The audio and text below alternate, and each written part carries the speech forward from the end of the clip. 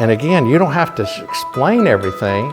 You want to ask questions and listen. A lot of times when I get a chance to meet somebody new, I will ask them if they would just, maybe we have coffee together or some lunch or something. I'll say, you know, I'd be interested. Would you be willing to share some of your story with me? Sometimes they share a little bit. Sometimes they don't shut up for 45 minutes. They're telling you a story. Well, you're going to figure out where they are from way down here to almost ready to accept Jesus. Well, that'll help you understand what you might say to them. And then when they take a breath, you can say, well, that's interesting. Tell me more. So listening and asking good questions is far more important than speaking when you build relationships and share the gospel. And that's, again, what most people don't understand. They think I've got to preach the sermon, to preach the gospel to them. No, you just need to ask some questions and listen. And let God do the work through the Holy Spirit, and listen to the Holy Spirit. All right, there's a couple more things I want to share with you real quick. The first I mentioned already, pray and be intentional. One of my business coaches some years ago told me that you get what you intend, not what you hope for. Now, I'm all about hope. Hope's a wonderful thing. But I am not going to hope 15 pounds off of my body this coming 3 to 6 months, which I need to lose.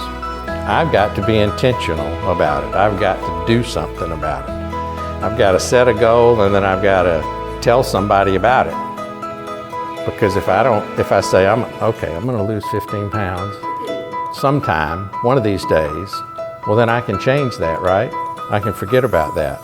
But if I say I'm going to, 3 months from now, and I tell everybody on Facebook, like when I decided I was going to do, my friend of mine talked me into doing this triathlon, I signed up, and it was I knew the date, it was on June the 21st, 6 months ahead, and put it on Facebook and told everybody I was going to do it.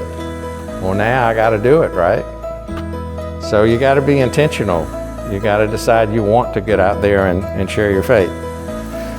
We got to have our radar on. God's bringing people across your path all the time. And that was what happened at the airport. I had my radar on, and here's somebody, and I'm listening to the Holy Spirit. One of the places I've traveled to a lot is China. In the last 20 years, I've made 69 trips to China. Who's counting? But I guess I did.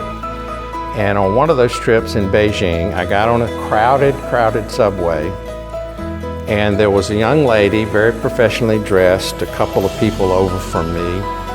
And as people moved around, she came a little closer, and then she spoke to me and asked me where I was from, did I live in Beijing, all that sort of stuff.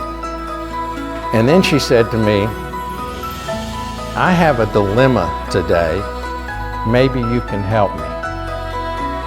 What do you do with that? Well, first thing I did was pray. I shot up a prayer. I said, Lord, what do you want me to do with this young lady here?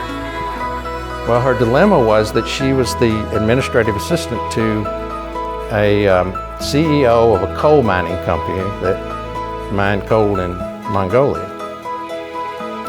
And she had either lost the key to the safe, like the petty cash and all that kind of stuff, documents, or somebody had taken it and made a copy of it and put it back.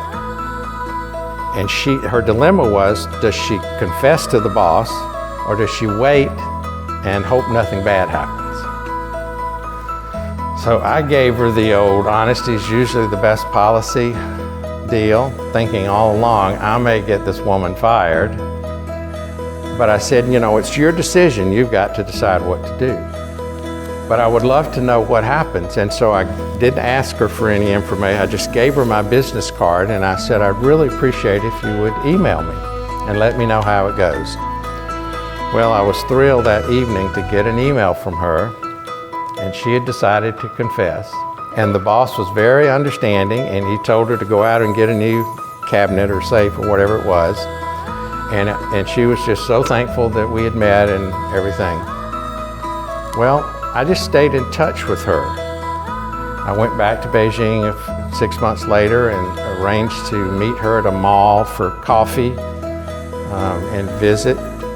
And, we just exchanged emails and all this sort of stuff. Oh, and I remember one other point. When I told her about communicating with me, I said, would it be okay if I pray for you? And I didn't mean right then and there, and she said, well, I'm not a very religious person, but sure, that's okay. And I said, well, I'll pray for you, and I'd love to hear from you. Well, the long and short of this, there's more to this story, but she ended up moving with her daughter to Toronto, and I connected her with a friend there who helped her find a job and find a church, and she eventually accepted Christ. Just being willing, having your radar on, engaging someone in a conversation, praying for them. Don't be patting me on the back for that. That was God all the way.